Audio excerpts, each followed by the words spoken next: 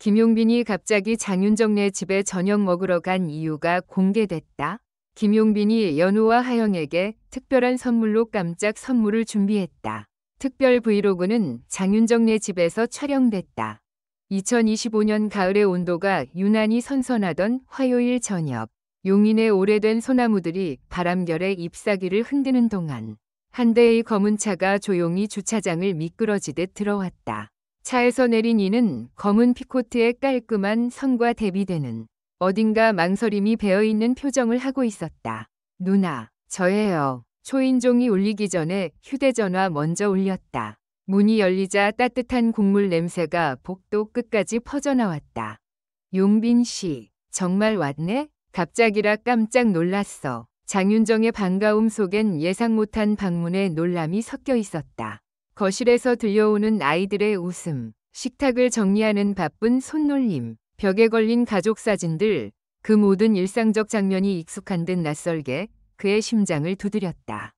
세상에서 가장 화려한 무대에 섰던 적이 수없이 많았지만 이런 평범한 저녁에 문턱 앞에서는 늘 어색해지곤 했다. 식탁에 놓인 것은 많은 수식이 필요 없는 한국의 저녁이었다. 김이 모락모락 나는 된장찌개, 고등어구이, 알록달록한 잡채, 그리고 작은 접시에 담긴 멸치볶음. 연우와 하영은 의자에 앉아 발을 까닥거리며 소곤거렸다. 진짜 삼촌 맞지? TV에서 보던 그 노래 삼촌. 그가 자리 잡자 장윤정이 조용히 물컵을 건넸다. 먼 길 오느라 고생했어. 요즘 얼굴이 조금 말랐네. 그는 웃었다. 조금 생각이 많았어요. 그 생각이라는 단어에는 무대의 공기, 눈부신 조명 뒤의 공허, 끝나고 돌아오는 새벽 길의 정적 같은 것들이 다 들어있었다. 그럼에도 불구하고 그는 오늘 이 자리에서 말해야 할 문장을 마음속 수십 번 연습해왔다. 아직 꺼내지 않은 상자 2개가 거실 구석에 놓여 있었다. 식사가 중반쯤 흘렀을 때 그는 조심스럽게 봉투 하나를 꺼냈다. 하얀 봉투 위에는 파란색 사인펜으로 쓴 서툰 글씨. 김용빈 삼촌에게 며칠 전에 받은 편지예요. 발신인은 연우. 장윤정이 놀란 눈으로 아들을 바라보자 연우의 귀끝이 발그레해졌다. 편지에는 소년의 목소리가 오롯이 적혀 있었다. 삼촌, 저는 삼촌처럼 노래로 사람들을 웃게 하고 싶어요. 무대 뒤에서 혼자 있을 때도 제가 무대에서 다시 보고 싶게 만들어주는 가수가 삼촌이에요. 그는 한 줄 한 줄을 심호흡하듯 이어 읽었다. 저도 언젠가 누군가에게 힘이 되는 노래를 만들고 싶어요. 말이 끝나자 식탁 위엔 잠깐의 침묵이 내려앉았다. 그 침묵을 깨는 건 아이들의 숨소리, 찌개의 보글거림, 그리고 장윤정의 낮은 목소리였다. 그 편지, 도착한 줄 몰랐네. 연우가 보낸 건 알았는데. 그는 고개를 끄덕였다. 이 편지 읽고 제가 먼저 힘을 받았습니다. 그가 거실 구석의 상자를 식탁 옆으로 옮겼다. 첫 번째 상자에는 2개의 무선 마이크와 간단한 오디오 인터페이스, 초보자용 레코딩 가이드북이 들어있었다. 2번째 상자는 더 얇고 가벼웠다. 접이식 스탠드, 소형 컨트롤러, 그리고 깜찍한 스티커들이 들어있었다. 연우, 하영, 이건 너희 둘에게 주는 거야. 집에서도 작은 스튜디오를 만들 수 있어. 목소리는 아끼니까 오늘부터는 너희 목소리를 녹음해보자. 아이들의 눈동자가 반짝였다. 정말요? 저희가 직접요? 응, 대신 조건이 있어. 이 장비보다 더 중요한 건 꾸준함이라는 약속. 하영이 손을 번쩍 들었다. 그럼 저 오늘 일기 대신 가사를 쓸래요. 그는 웃었다. 그게 바로 첫걸음. 식탁을 치우고 거실을 정리하던 순간 초인종이 다시 울렸다. 스태프 2명이 조용히 문을 열고 들어왔다. 휴대용 조명과 소형 카메라, 부피 작은 마이크. 누나, 사실 오늘 진심의 방문이라는 브이로그를 찍으려 해요. 첫 회를 장윤정 누나네에서 시작하고 싶었어요. 장윤정의 눈썹이 동그랗게 올라갔다. 나 몰래카메라야? 그가 고개를 세차게 저었다. 아니요, 몰래가 아니라 몰래 준비한 진심이에요. 카메라가 돌아가자 노곤했던 저녁은 금세 생동감을 입었다. 거실 전등 아래의 동그란 조명, 벽지의 미세한 질감, 아이들이 마이크 스위치를 처음 켰을 때의 작은 설렘까지 바람에 흔들리는 커튼조차 배경음이 되었다. 그는 카메라를 향해 짧게 말했다. 오늘 저는 두 명이 가장 솔직한 관객을 만납니다. 그리고 제일 중요한 선물은 사실 장비가 아니에요. 함께 해보자는 초대장이에요. 연우가 멜로디를 흥얼거리고 하영이 그 뒤를 따르며 가사를 흘렸다. 장윤정이 부엌에서 그 리듬에 맞춰 젓가락으로 접시를 두드리자 흡사즉석 리듬 머신이 깔렸다. 이 밤이 지나면 우리 목소린 더 커질 거야. 김용빈의 테너가 부드럽게 들어왔다. 두려웠던 날들이 내일의 무대가 될 거야.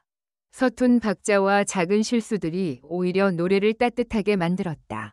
카메라에 담긴 것은 기가 막힌 완성도가 아니라 지금 이 순간의 웃음이었다. 장윤정이 멜로디를 정리하며 말했다. 후렴은 조금 더 간단하게 가자. 아이들이 바로 따라할 수 있게. 그는 고개를 끄덕였다. 맞아요. 어려운 노래는 관객을 만들고 쉬운 노래는 동료를 만들죠.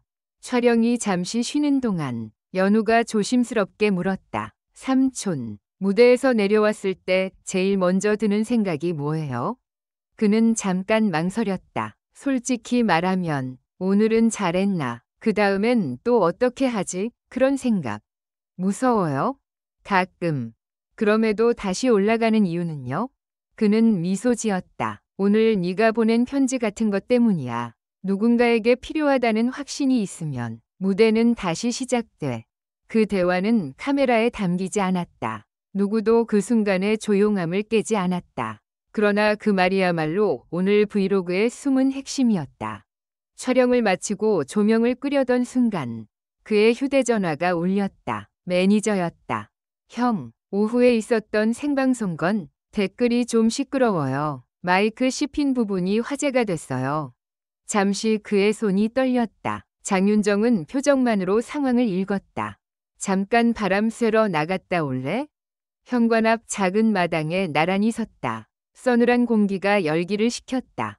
괜찮아. 다 겪는 일이야. 그는 낮게 웃었다. 알아요. 다만 오늘은 편지 덕분에 버텼어요. 그가 천천히 숨을 내쉬자 흔들리던 눈빛이 다시 자리를 잡았다. 누나, 브이로그 콘셉트를 바꾸고 싶어요. 선물보다 회복에 초점을 둘래요. 좋다. 시청률보다 중요한 포인트야. 영상의 1차 편집본이 내부 단톡방에 공유된 건 이틀 뒤였다. 그런데 촬영 막바지, 카메라가 꺼졌다고 생각한 순간에 17초가 남아 있었다. 그는 그 17초 동안 혼잣말을 했다.